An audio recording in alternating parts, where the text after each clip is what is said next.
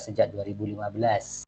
Yang tadinya saya juga sebelum di Antara saya juga jadi jurnalis TV di salah satu TV swasta lokal di Yogyakarta. Kenapa kok saya kepingin jadi jurnalis ya? Dulu kan di atas tahun 2001 ya, dari 2001 itu kan rentang 2001 sampai 2010 itu kan banyak banget TV-TV nasional swasta ya. Nah di situ saya kok kelihatannya kok enak banget nih kalau kerja di TV gitu kan. Terus akhirnya saya memutuskan untuk kuliah. Waktu itu saya kuliah karena saya waktu itu kerja sambil kuliah. Jadi harus bisa membagi waktu, dan akhirnya saya memutuskan untuk mengambil di Universitas Terbuka di Jakarta, justru malah mengambil jurusan ilmu komunikasi. Dan setelah lulus tidak serta-merta langsung jadi jurnalis. Jadi memang saya kerja di sebuah perkantoran dulu, yang dimana di situ ditempatkan di divisi media dan dokumentasi. Nah, disitulah saya mengenal berbagai macam peralatan, kamera, Handycam, terus alat perekam audio. Semasa kuliah dulu juga saya aktif nulis ya, terutama di blog, karena memang wartawan tuh harus hobi menulis gitu. Dan juga harus senang membaca, karena memang jendela dunia kan memang dari buku ya. Jadi memang apalagi informasi ter-up to date sekarang, isu-isu ter-up to date itu harus kita genggam gitu loh. Baik itu skalanya lokal, nasional maupun internasional. Nah, di situ setelah saya kerja di sebuah perusahaan swasta yang ditempatkan di bagian media dan dokumentasi, lalu saya coba-coba untuk melamar pekerjaan jadi jurnalis di salah satu TV swasta lokal di Yogyakarta. Nah, akhirnya saya diterima di situ selama 2 tahun saya kerja di situ. Nah, disitulah tempat bisa kita katakan kawah candra di muka saya gitu kan. Di situ saya belajar jadi jurnalis TV, digembleng oleh para senior saya dari TV swasta nasional. Ya mungkin para mahasiswa tahulah TV swasta nasional, digembleng benar-benar dan senior saya yang tidak satu meja itu menggemblengnya benar-benar disiplin, keras, bahkan bisa dikatakan kejam gitulah gitu. Karena memang kita hidup di jalanan ya, karena orang lapangan lah ya, orang lapangan, dimana kita tidak bisa menolak ketika kita udah ditugaskan untuk meliput, misalnya katakanlah meliput tentang kriminal, apalagi tentang bencana alam, yang dimana ketika ada bencana alam, orang masyarakat lain banyak yang menghindari, kita justru malah mendatangi gitu kan. Sebagai seorang jurnalis harus seperti itu. Nah, disitulah banyak digembleng oleh para senior saya. Meskipun memang di dalam teori ilmu komunikasi itu tidak sepenuhnya 100% kita terapkan di lapangan gitu kan.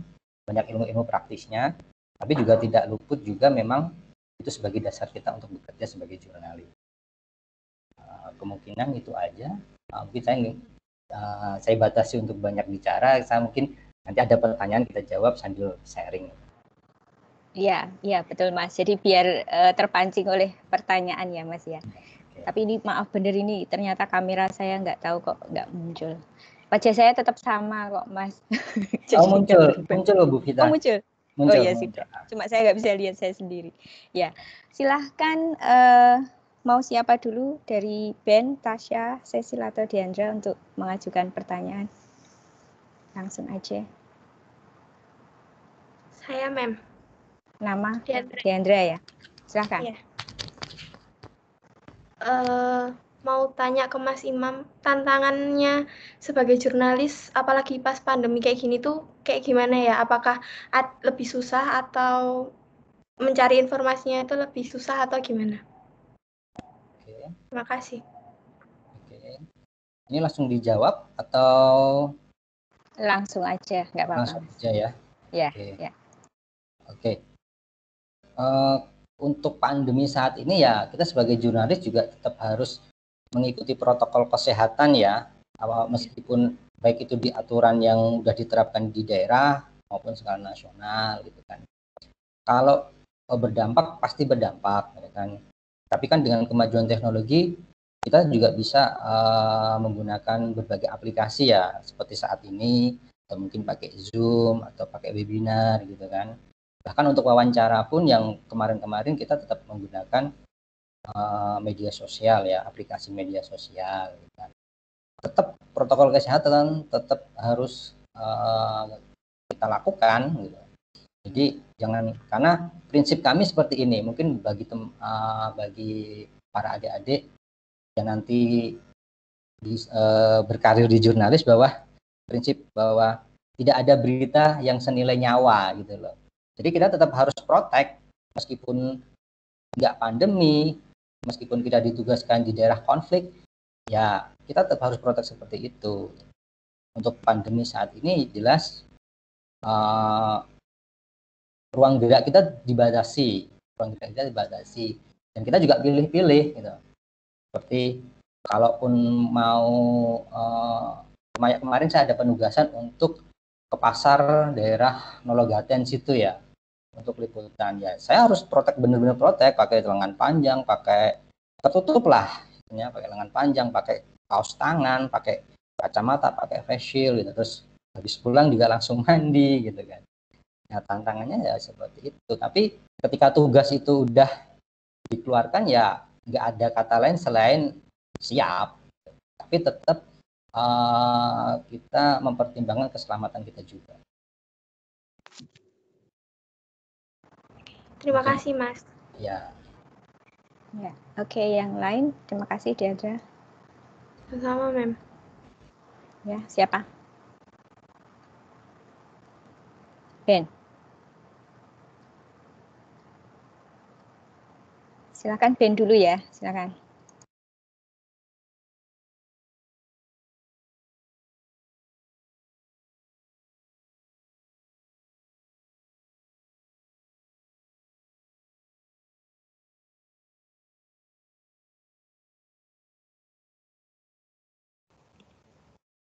Halo, tes. Masuk nggak suaranya?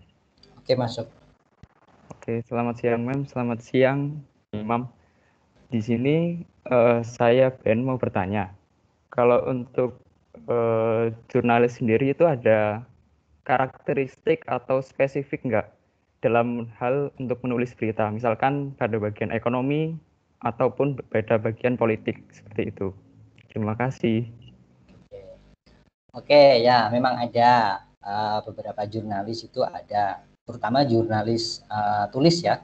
Jurnalis tulis itu mungkin kalau kalian tahu di berita tulis nasional itu kan, itu ada kan kolom-kolom, ada kolom pendidikan, ada kolom sosial budaya gitu. Memang ada yang khusus pendidikan. Jadi kalau khusus pendidikan tuh mereka ya tentang pendidikan, nongkrongnya banyak di kampus. Terus khusus kriminal umpamanya, mereka banyak yang nongkrongnya di polisian, di pengadilan, di kejaksaan. Sementara kalau saya kan jurnalis TV ya, saya nggak ada spesifikasinya. Maksudnya apapun perintahnya, apapun liputannya ya semua mencakup, baik itu ekonomi, pendidikan, sosial budaya, kriminal, politik. Itu kalau yang TV biasanya seperti itu ya. Kalau yang dibagi-bagi gitu biasanya itu anak-anak wartawan tulis itu memang ada seperti itu. Tapi ada juga yang per wilayah, Mas. Jadi kayak saya contohkan di Antara ya, karena media saya ada Antara. Itu ada yang per wilayah. Jadi di Kabupaten Bantul tuh ada salah satu teman yang di situ wilayahnya, dan dia bekerjanya juga semua bidang, mau sosial budaya, ekonomi, pendidikan, politik ya harus dikerjakan, tapi hanya di wilayah Bantul aja. Nah, seperti itu. Di Sleman juga gitu. Mungkin seperti itu. Oke, baik Pak Imam. Terima kasih. Ya, saya tertarik dengan pertanyaan Ben tadi. Kalau untuk jenis katanya itu beda nggak, Mas? Itu kalau untuk yang tulis ya, misalnya dari politik, lalu kriminal, pendidikan, itu pilihan katanya beda enggak atau bahasanya. Yang kedua, kalau Mas Imam kan lebih ke visual. Nah itu adakah angle-angle tertentu? Oh kalau tentang kriminal harus angle-nya ini, kalau kampus harus bagaimana? Dua itu Mas, monggo. Oke, kalau ini berarti untuk naskahnya ya, jenis naskahnya ya Bu Vita ya? Ya, bahasa yang dipakai. Bahasanya. Oke. Kalau bahasanya saya kira sama, bahasa jurnalis ya. Cuman untuk pemilihan kalimat atau mungkin format naskahnya lah, kalau kami mengatakan seperti itu kalau untuk wartawan tulis, baik itu media cetak maupun online, mereka akan lebih mendetail karena mereka hanya dibantu dengan satu gambar, gitu. Kayak satu foto gitu kan. Tapi kalau saya sebagai wartawan TV, naskahnya jangan terlalu jangan terlalu panjang. Data-data pasti ada, tapi jangan terlalu panjang. Jangan disamakan seperti naskah tulis atau naskah koran atau naskah majalah kan. Jadi karena kalau TV kan 80% itu video yang berbicara ya. Jadi naskah itu hanya memperkuat berita gambar itu sendiri gitu. Itu kalau untuk bahasanya tetap bahasa jurnalis. Pertanyaan kedua tadi apa Bu Vita? Tentang ini visual angle mungkin ya. Jadi kayak kalau kayak kriminal itu harusnya angle apa, kemudian beda enggak maksudnya? Oke. Jadi kalau TV, ini saya bicara ke TV dulu ya. Kalau TV itu tergantung selera TV-nya masing-masing sih. Kayak kantor, misalnya kayak TV swasta nasional, di mana di situ dia punya program kriminal katakanlah. Nah itu mungkin bisa masuk berbagai macam berita-berita kriminal. Secara misalnya kayak nenek-nenek menyuri ranting pohon aja dilaporkan. Nah itu mungkin bisa masuk karena di situ ada program kriminalnya ya. Tapi kalau di Antara sendiri, kriminal itu dia mintanya skalanya besar. Misalnya kalau polisi cuma bisa menyita 2 gram sabu atau 2 kilo sabu, katakanlah, itu belum bisa dijadikan berita. Jadi kalau udah dia bisa menyita katakanlah lebih dari 5 kg sabu, nah itu masih bisa dijadikan berita. Karena kalau kriminal itu kan banyak ya, maksudnya kita bisa kelas-kelaskan kriminal kelas C, kriminal kelas kakap gitu ya. Nah itu, dan itu tergantung dari, sekali lagi tergantung dari TV-nya gitu loh. Kalau ketika itu ada program kriminalnya ya semuanya masuk. Kalau untuk pendidikan saya rasa hampir semuanya masuk ya, karena tentang katakanlah inovasi teknologi ya kan, tentang isu-isu pendidikan yang baru-baru ini gitu, sama saya kira semuanya masuk. Jadi tergantung selera TV masing-masing deh. Kalau jadi di Antara itu sebagai sumber ya Mas, sumber berita ya. Lalu mereka tinggal ambil dari yang mana yang mau diambil gitu ya Mas. Cuman kita juga punya rule, punya aturan bahwa di Antara itu jangan sampai berita itu membuat gaduh masyarakat ya. Jadi meskipun kita tahu lah itu seperti berita-berita kriminal kelas kecil gitu ya, itu kan biasanya kalau kita buat terus masyarakat tuh rasanya loh setiap hari kok kriminalnya ngeri banget gitu kan. Jadi kayak buat gaduh kan. Nah, itu rule kita nggak boleh seperti itu. Jadi pun itu kriminal secara besar, tapi dengan cara yang soft gitu. Jangan buat gaduh masyarakat. Itu kalau di Antara. Beda lagi dengan mungkin ada koran kayak koran-koran yang mereka membuat lead beritanya atau judul-judulnya besar-besar yang kayaknya tuh ngeri itu ya sekali lagi itu tergantung dari medianya masing-masing sih. Ya. Baik, saya teruskan aja. Winda, silahkan. Halo, selamat pagi. Selamat pagi. Ya, saya ingin bertanya nih Mas mengenai terkait dengan media. Nah, media tuh kini kan secara ironis bergerak ke arah komodifikasi informasi dan komersialisasi. Sehingga jalannya tidak selalu paralel dengan arah reformasi yang mestinya saling menopang dengan kekuatan kontrol publik melalui pers. Nah, gimana sih terjadinya komersialisasi dan sensasionalisme pada era industri media yang makin menggurita di Indonesia ini? Saya tuh pengen tahu banget tentang itu. Ya. Itu ya tentang komersialisasi ya. Komersialisasi dan sensasionalisme. Oke. Jadi kalau memang sih media itu selain antara kan beritanya pemerintah ya, otomatis dia juga permodalannya juga ditopang oleh pemerintah. Tapi kalau berita-berita TV swasta, nasional, lokal maupun berita-berita online yang memang kita tidak menutup kemungkinan memang hidupnya media itu memang dari komersialisasi, baik iklan maupun berita-berita berbayar ya. Maksudnya berita-berita berbayar itu begini, ada salah satu lembaga yang dia punya acara, dia ingin diliput ya kan dengan durasi yang panjang dan itu memang ada tarifnya gitu lah. Nah, itu. Nah, kalau terlepas dari yang berita-berita, maaf ya, sekarang kan banyak sekali berita-berita media-media online ya, bahkan kita nggak bisa menghitung banyaknya media online dan bisa dikatakan ada juga yang nakal gitu kan, yang dimana dia memberitakan segala sesuatunya itu dibayar, katakanlah yang membuat resah masyarakat gitu kan. Nah, ya itu sekali lagi tergantung daripada kita sendiri gitu kan. Kita harus cermat lah, saat ini harus cermat karena juga banyak berita-berita hoax juga kan, kita harus cermat. Tapi kalau kembali ke komersialisasi ya, namanya media itu hidup dari komersialisasi Mbak, jadi nggak akan pernah terlepas dari situ, tergantung gimana media itu sendiri menempatkan. Maksudnya ketika memang berita itu nantinya meresahkan masyarakat meskipun dibayar ya dia harus menolak lah, karena kan prinsip dari media itu kan dia harus netral ya kan, sebagai monitoring pemerintah, monitoring sosial juga kan, tugas daripada media itu. Terus Kak, saya juga mau tanya nih, kalau tentang komersialisasi yang tadi kita bahas itu sama sensasionalisme. Nah, ini juga kadang tuh saya lihat yang menyebabkan peliputan investigasi itu menjadi hal yang paling dihindari sama misalnya pihak yang bersalah atau pihak yang bersangkutan. Kadang tuh jadi investigasi itu sulit dilakukan sama wartawan ataupun jurnalistik. Itu gimana Kakak menyikapinya?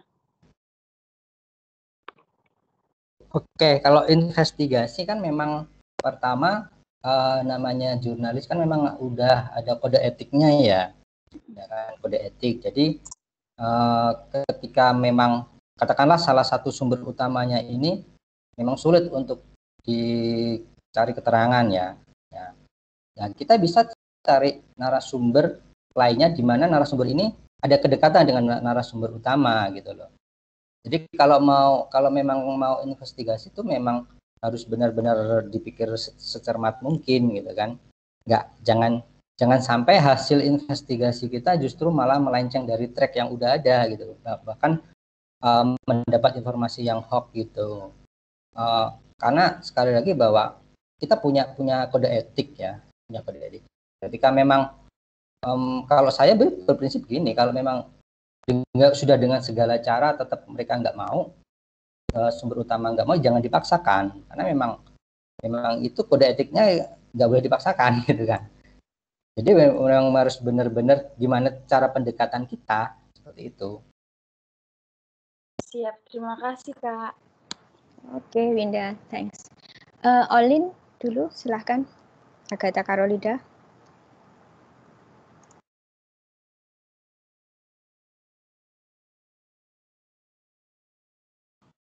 Halo, mohon maaf sudah terdengar suara saya?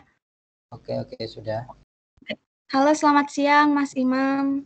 Saya ingin bertanya, ingin bertanya dua pertanyaan. Yang pertama, tadi kan Mas Imam bercerita bahwa Mas Imam pernah bekerja di kantor berita swasta maupun sekarang berita dari pemerintah. Nah, saya ingin bertanya apa sih perbedaan yang signifikan antara dua perusahaan ini, selain tadi dikatakan mengenai pendanaan, mungkin ada mengenai berita apakah yang sering dipublikasikan atau mengenai alurnya dan lain-lainnya. Lalu pertanyaan saya yang kedua, di era globalisasi ini, tentunya akan semakin banyak paparan-paparan mengenai berita internasional. Nah, apabila berita lokal, mungkin liputannya bisa dilakukan dengan wawancara atau nanti peliputan secara langsung. Nah, tapi apabila dengan berita internasional ini biasanya bahan-bahan beritanya ini diperoleh dari mana ya Mas Imam, untuk agar supaya berita yang nantinya diproduksi oleh Antara ini memiliki informasi yang mungkin lebih banyak dibandingkan berita-berita lainnya, dan juga tentunya lebih kredibel begitu. Terima kasih, Mas. Oke. Oh, apa bedanya antara berita kantor berita nasional sama berita swasta gitu ya tadi ya? Oke. Kalau kantor berita nasional kan, kantor berita negara kan cuma ada satu. Kalau di Indonesia ya Antara ya. Oke. Nah, karena memang Antara itu dibiayain oleh pemerintah dan statusnya juga saat ini adalah BUMN, ya dia harus, pemberitaannya harus mendukung program-program pemerintah. Ketika seperti program-program pemerintah yang udah diluncurkan itu, yaitu wajib untuk dipublikasikan agar masyarakat tahu. Salah satunya seperti kayak COVID inilah, kayak ada pemerintah menggelontorkan bantuan bagi UMKM 2,4 juta, terus sama subsidi bagi yang honornya di bawah 5 juta. Nah, itu dipublikasikan sedetail mungkin agar masyarakat itu tahu oh ini ada program ini, caranya seperti ini, klasifikasinya seperti ini gitu. Ya, seperti yang saya bilang tadi, Mbak, nggak boleh membuat masyarakat itu jadi gaduh dan takut gitu loh. Takutnya ketika dilihat berita kok adanya cuman apa ya, kayaknya Indonesia ini nggak aman gitu kan. Nah, seperti itu. Intinya bahwa bukan kok kita hanya hanya mengagung-agungkan, membaik-baikkan pemerintah, enggak. Antara pun juga boleh kok mengkritik gitu, tapi dengan track yang jelas. Track yang jelas itu ya dengan ibaratnya gini, bahwa pemerintah meluncurkan sebuah kebijakan bla bla bla bla bla. Nah, nanti ini dampaknya ini sebenarnya nggak bagus. Nah, nggak bagusnya ini harus dicari solusinya kan. Nah, biasanya kita mengkomparnya dengan wawancara para ahli, statement para ahli. Makanya saya tuh sering banget wawancara para guru-guru besar gitu kan, untuk mengkompar bahwa pemerintah itu meluncurkan kebijakan ini nanti dampaknya seperti, menurut Anda seperti apa sih, Prof? Gitu kan. Nah, itu nanti kan bisa jadi masukan bagi pemerintah ya, gitu. Itu kalau yang kantor berita nasional, kantor berita pemerintah. Kalau kantor berita swasta ya sekali lagi kembali ke tujuannya. Misalnya kalau bisa kita katakan ketika berita itu TV berita ya, itu artinya ya seharusnya mereka hanya menyiarkan tentang informasi ataupun berita gitu. Cuman sekarang udah bergeser sih ya, jadi kan namanya TV berita juga nyiarin tentang, katakanlah reality show kayak sinetron seperti itu. Nah, ada lagi yang kantor berita swasta yang juga mereka menyiarkan atau mendukung dengan pemerintah juga ada. Ya, kita nggak ini udah rahasia umum bahwa bagaimana sebuah media swasta itu arahnya kemana tergantung pemiliknya kan. Ketika pemiliknya itu dia oposisi, ya dia akan banyak mengkritik pemerintah. Ketika pemiliknya masuk ke koalisi, dia akan banyak mendukung pemerintah. Seperti itu sih. Tapi kalau untuk kantor berita nasional, ya jelas-jelas dia harus mendukung pemerintah. Mengkritik pun boleh, tapi dengan cara yang sedikit soft lah. Gitu. Terus kalau yang pertanyaan kedua tadi, dapatnya dari mana sih berita-berita luar negeri gitu ya kan? Nah, kita ada kerjasama nih. Pertama, kalau kantor berita nasional ada kerjasama dengan kantor berita, misalnya kayak Inggris itu Reuters, kayak Cina itu kantor berita Xinhua ya, terus ada beberapa yang antara itu kerjasama dengan kantor berita luar negeri yang punyanya negara-negara seperti Cina, Inggris, Amerika itu kan. Yang kedua, ada juga wartawan antara yang ditempatkan di luar negeri juga. Ada yang di Cina, ada yang di Jepang, ada yang di Inggris gitu. Jadi mereka memang nantinya meliput berita-berita yang skalanya benar-benar internasional, misalnya kayak COVID, kayak itu kan udah meluas ya. Terus kayak di Amerika sendiri mau ada pemilu kan antara Donald Trump sama Joe Biden. Nah, koresponden antara yang ada di Amerika ya ketika diminta gimana nih perkembangannya antara kampanyenya Donald Trump sama Joe Biden gimana ya harus meliput seperti itu. Baik, terima kasih banyak Mas Imam. Oke, Aldi. Tasya, silahkan.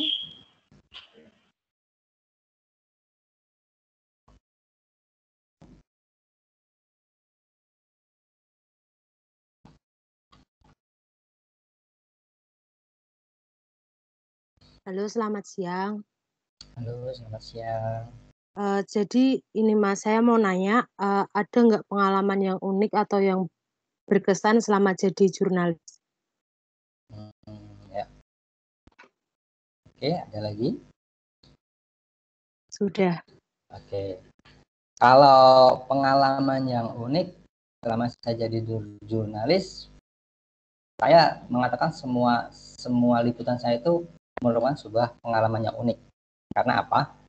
Karena enaknya jadi jurnalis itu setiap hari itu ketemu dengan berbagai macam orang yang berbeda-beda, karakter yang berbeda-beda, suasana yang berbeda-beda, gitu kan. Jadi enggak, istilahnya kalau bahasanya anak gaul segara enggak 4L ya, lo lagi gitu kan. Nah, ya itu saya mengatakan itu unik, meskipun berita itu ya katakanlah hanya di dalam sebuah indoor ya, tapi setidaknya ya kita bisa ketemu dengan pejabat daerah, pejabat nasional ya kan, dan bisa ketemu dengan artis segala. Yang berkesan sejauh ini satu kan kalau pas kita buat berita ringan yang dimana berita itu harus masuk ke pedalaman, maksudnya pedalaman itu kayak pelosok yang ada di Jogja, karena wilayah saya hanya di IE ya. Dan paling berkesan tuh 2018 deh. 2018 itu saya ditugasin liputan Asian Games di Jakarta. Nah, jadi di press room itu ketemu semua wartawan se-Asia ya, kan Asian Games ya se-Asia. Ada wartawan Sinwen, ada pokoknya banyak lah. Nah, di situ itu yang paling berkesan dan ketemu dengan berbagai macam dari atlet berbagai negara kan di situ itu benar pengalaman saya yang mengesankan. Jadi juga sih sebuah event internasional yang belum tentu 10 tahun sekali tuan Indonesia menjadi tuan rumah ya Asian Games ya. Itu yang paling berkesan bagi saya itu. Oh ya, terima kasih ya Mas. Ya. Oke, Cecil dari tadi kayaknya mau nanya. Halo. Ya, silakan. Jadi, Mas Imam, aku mau tanya, untuk seorang jurnalis itu gimana sih dia tuh bisa mendapatkan berita? Biasanya kan di waktu yang sama itu setiap media itu bisa mendapatkan berita yang beda-beda buat di-publish. Halo. Dapat, oh ya, halo. Bisa diulangi, putus-putus suaranya. Jadi gimana sih cara seorang jurnalis itu bisa mendapatkan berita? Kan di waktu yang sama setiap media bisa dapat berita yang berbeda buat di-publish. Jadi tuh infonya dapat dari mana gitu? Ada lagi? Masih itu. Oke. Jadi pertanyaannya infonya dapat dari mana sih tentang liputan ya, intinya itu ya. Iya. Jadi kita jurnalis itu punya yang namanya WA Group juga kan. Di WA Group itu kita saling share kiriman agenda liputan gitu kan. Dan kadang-kadang kita juga dimasukkan ke grup dari institusi pemerintah. Misalnya kalau di Jogja ya, kita masuk ke grupnya DPRD DIY. Nah, di situ agenda DPRD DIY itu apa? Itu nge-share. Kita juga masuk dalam grup WA grupnya Angkasa Pura, WA grupnya Lanut Adi Sucipto. Nah, gitu. Jadi memang kadang-kadang mereka yang memang butuh untuk membuat grup di mana membernya itu para wartawan seperti itu. Terus yang kedua isu. Jadi saat ini isunya tentang apa nih? Ya kan? Nah, salah satu gini. Dulu pernah ada kebijakan untuk mendatangkan rektor asing ya. Nah, kebijakan itu kita langsung menangkap nih, wah ini pendapatnya rektor gimana nih. Nah, akhirnya waktu itu saya wawancara tuh beberapa rektor yang ada di Jogja tuh seperti itu. Jadi kita mengembangkan isu. Jadi makanya tadi saya bilang bahwa wartawan itu harus banyak-banyak update isu, baik dari media sosial ya, baik itu dari Twitter, Facebook atau apalah. Nah, seperti itu. Nah, ketika muncul itu baru ketika ada isu muncul, nah kita kembangkan seperti itu. Ada juga yang kita kan punya setiap liputan itu biasanya dimintai nomor sama panitia, atau misalnya kita liputan di sebuah desa dimintai nomor sama kepala desanya gitu kan. Nah, karena kalau ada event apa, ada tentang kejadian apa, mereka juga ngasih tahu kita juga seperti itu. Iya. Terima kasih, Mas. Yuk. Oke, Cecil. Mahar, silahkan. Oke. Miss Vita, teman-teman, Mas Imam, selamat siang. Selamat siang. Ya, Mas, saya ada 2 pertanyaan untuk Mas Imam. Yang pertama, saya pengen tahu tentang proses pendistribusian berita di kantor berita Antara sendiri, Mas. Jadi, kalau saya lihat-lihat itu beberapa berita itu ada yang sama persis gitu dengan yang dikeluarkan Antara. Nah, gimana sih, Mas, proses pendistribusiannya itu? Apakah dari Antara dijual atau seperti apa gitu untuk jadi media lain mendapatkan berita yang sama dengan Antara, atau memang media yang beritanya sama dengan Antara itu ilegal gitu, Mas? Mungkin nanti bisa dijelaskan. Lalu yang kedua, ini Mas, tadi ada pernyataan menarik bahwa apa yang disajikan dalam media juga tergantung dengan pemiliknya. Misal oposisi ya mungkin akan banyak menentang, tapi karena KBRI adalah milik pemerintah, jadi mungkin akan lebih mendukung program-program pemerintah. Nah, saya mau tanya nih Mas, penasaran apakah KBRI sendiri itu seperti ada titipan-titipan berita begitu untuk mensosialisasikan program pemerintah, atau titipan-titipan berita untuk menampilkan ada garis-garis yang harus dipatuhi sehingga perlu menampilkan bahwa pemerintah baik gitu, pemerintah Indonesia menjalankan programnya dengan baik gitu, Mas. Apakah ada gitu di KBRI sendiri? Gitu, Mas. Terima kasih, Mas. Oke. Untuk pertama proses pendistribusian berita ya.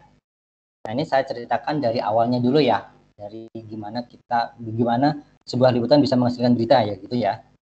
Nah, itu kalau saya kan TV itu kalau saya ya liputan, mungkin teman-teman tahu lah gimana wartawan meliput. Kalau TV kan berarti kita ngambil gambar, video gitu kan, terus nanti dari video-video mentah, video-video potong-potongan video itu nanti kita sambung lah, bahasanya kita jahit ya, terus kita buat naskah juga. Nah, di situ nanti aku kirim ke kantor pusat ke Jakarta, bisa melalui email, bisa memulai sebuah aplikasi, ya kan. Gitu. Nah, nanti di Jakarta diolah lagi, kan. Begitu hal yang sama juga seperti teman-teman yang di berita tulis. Mereka buat naskah, nanti di screening sama editor mana kata-kata yang salah, yang nggak layak, atau mungkin ada beberapa yang data yang nggak akurat atau yang dipertanyakan seperti itu. Nah, sama ketika memang udah dianggap ini aman untuk dipublis, gitu kan. Terus ada beberapa berita yang kok sama nih sama Antara. Memang ada beberapa berita yang langganan ngambil di antara ada beberapa berita. Karena kan sekarang ini kan media ini pengen cepetnya ya, maksudnya dia tuh pengen cepet informasinya itu terpublis gitu kan. Nah, mungkin ada yang wartawannya belum dapat tentang isu yang udah diberitakan di antara, akhirnya dia ngambil di antara. Dan itu kalau langganan berarti berbayar kan, jadi dia ngambil yang bayar gitu kan, langganan. Ada juga yang ilegal itu karena mungkin proteksi kami kurang. Dulu pernah ada yang bisa di copy paste ya, di websitenya itu loh, di copy paste. Nah akhirnya tapi media ini dicek, tapi media ini nggak berlangganan kok gitu kan. Nah, artinya itu ilegal kan kalau nggak berlangganan. Nah makanya sekarang ini kita protek dengan tidak bisa di copy paste. Mungkin para mahasiswa juga bisa ngecek ada beberapa website yang dia nggak bisa di copy paste karena itu untuk proteksinya gitu kan.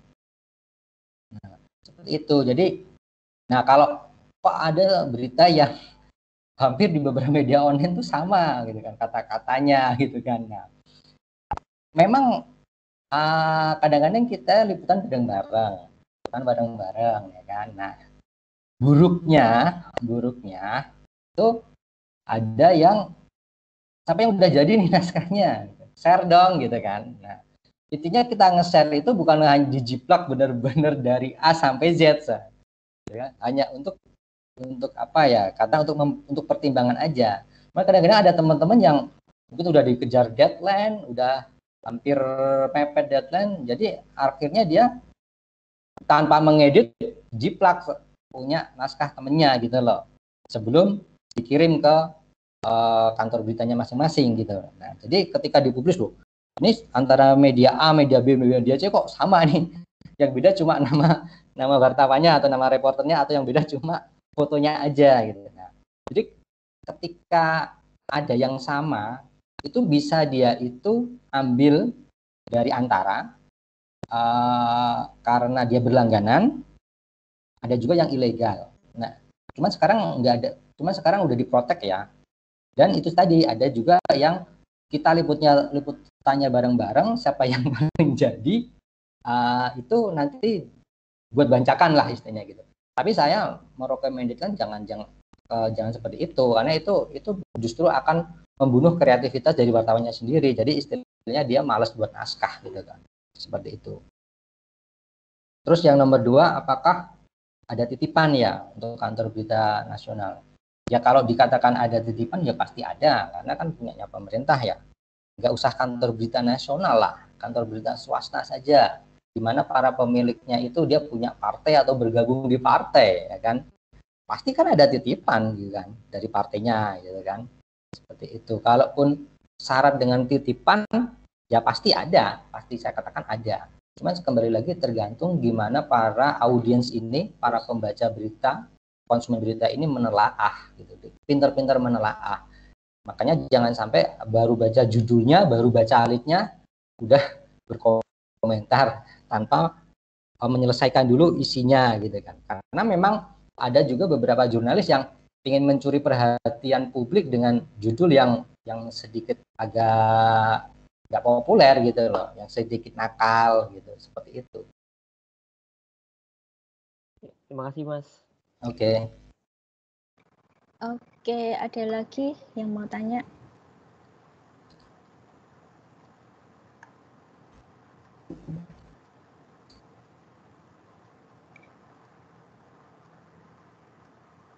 Ada Dinda, silahkan.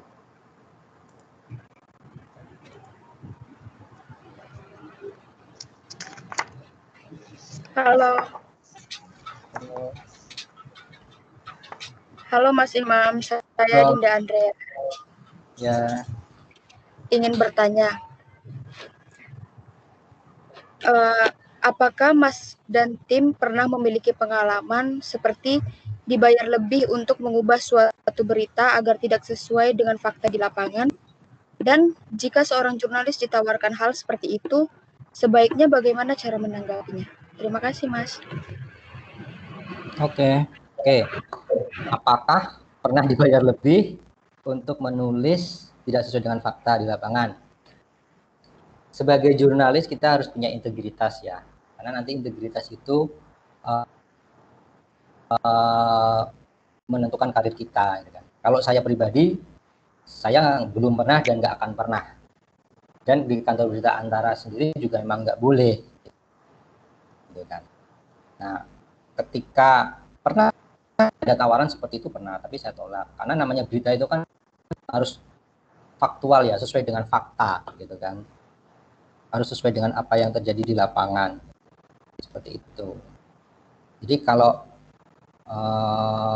pertanyaan tadi, saya kira kalau saya pribadi memang belum pernah dan nggak akan pernah. Lalu bagaimana mensikapinya, gitu kan ya? Ya kita tolak secara ini aja, kita tolak secara baik-baik aja. Jadi kalau jurnalis itu asalkan yang kita beritakan itu sesuai fakta, datanya sesuai fakta, sesuai dengan apa yang hasil dari wawancara, ya artinya kita nggak usah takut gitu kan. Memang itu faktanya seperti itu. Karena di jurnalis itu kan kerja juga dilindungi undang-undang kan, dilindungi undang-undang, ada undang-undangnya, ada kode etiknya, bahkan ada lembaga bantuan hukumnya seperti itu. Ini itu ya. Baik, terima kasih Mas Imam. Ya, ada yang lain?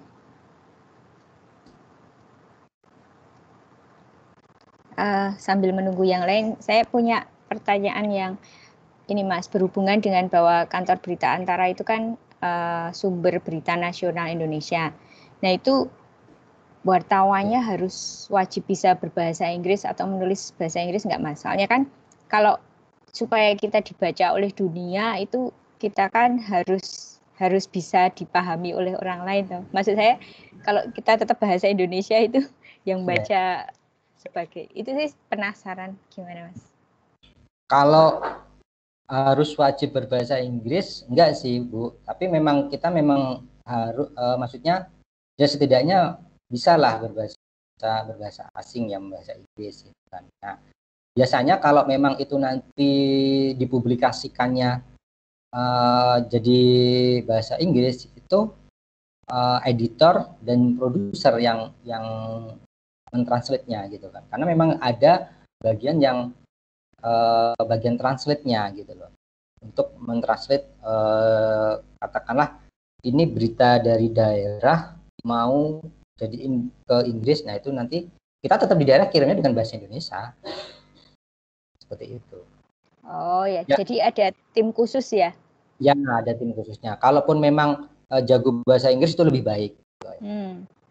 Tapi tetap yang teks bahasa Indonesia tetap dibutuhkan untuk nasional ya? Ya, tetap dibutuhkan. Kadang wajib.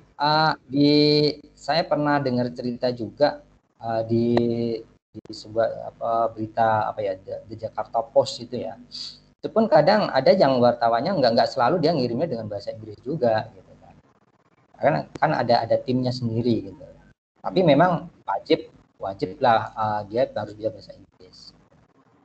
Iya, padahal Jakarta Post ya. Maksudnya kan 2 kali kerja atau kalau bahasa Indonesia dulu gitu ya.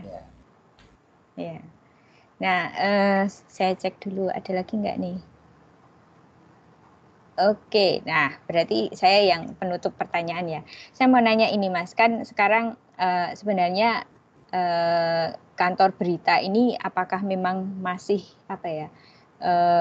berani mengatakan memang dibutuhkan masyarakat, karena ada jurnalisme warga kan Mas sekarang, kayak Kompasiana itu kan siapapun bisa nulis apapun.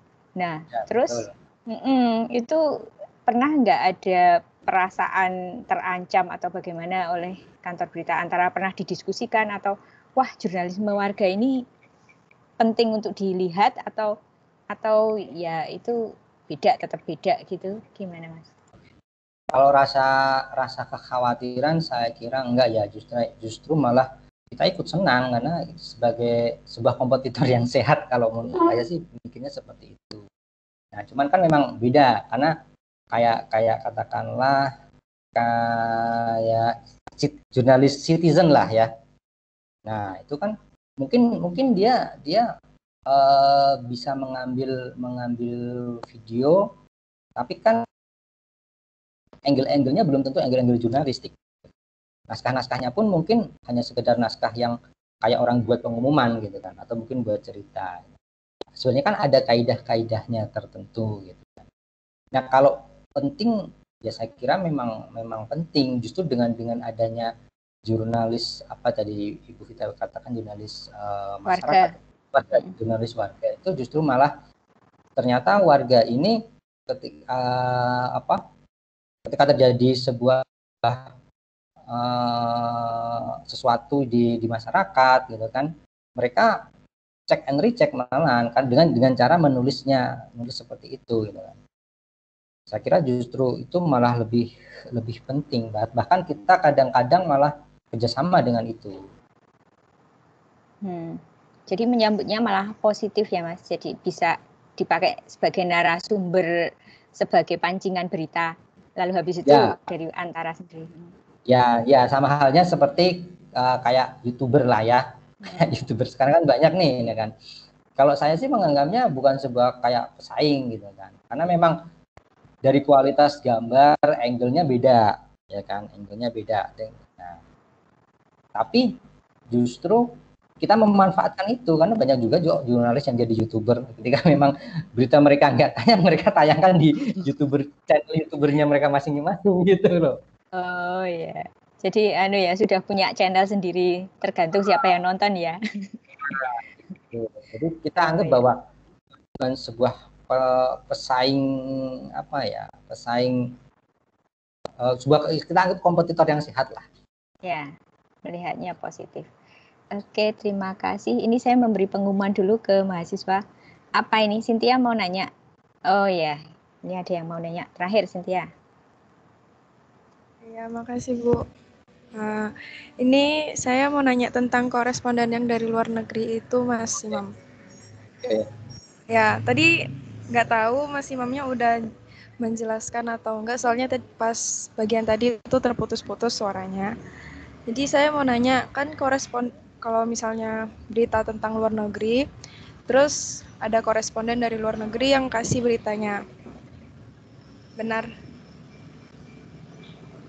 Gimana? Koresponden dari luar negeri? Yang memberitakan kepada kita, yang mengirim beritanya ke kita gitu. Benar? Benar, ada. Nah, itu korespondennya itu adalah orang Indonesia yang kita utus dari sana, atau dia itu tinggal di sana sebagai jurnalis luar negeri? Mas Imam begitu. Udah itu aja. Ya. Kalau di Antara dia memang karyawan Antara. Jadi memang karyawan Antara yang sengaja ditugaskan di luar negeri. Kalau di Antara. Ada juga beberapa yang katakanlah seperti mahasiswa yang bertugas belajar di luar negeri gitu kan. Terus mereka diseleksi dan memang layak untuk berita-beritanya ditayangkan, ada juga yang seperti itu. Tapi sebagian besar yang di Antara memang karyawan Antara yang ditugaskan di luar negeri. Iya, oke. Terima kasih, Mas. Ya, mungkin pertanyaan Cia tadi berarti nggak ada narasumber atau koresponden bule ya, Mas? Misalnya berita Amerika, ada orang Amerika menjadi koresponden Antara gitu, bule. Kalau koresponden untuk Antara nggak ada sih, Bu. Kami kita cuma hanya bekerja sama dengan terberita negara setempat itu aja. Tapi kalau koresponden bule, misalnya orang Amerika jadi korespondennya Antara, enggak. Oh ya, jadi malah lebih ke lembaga. Lebih ke lembaga. Tetap orang Indonesia yang dikirim, ditugaskan ke luar negeri. Oh iya, ya.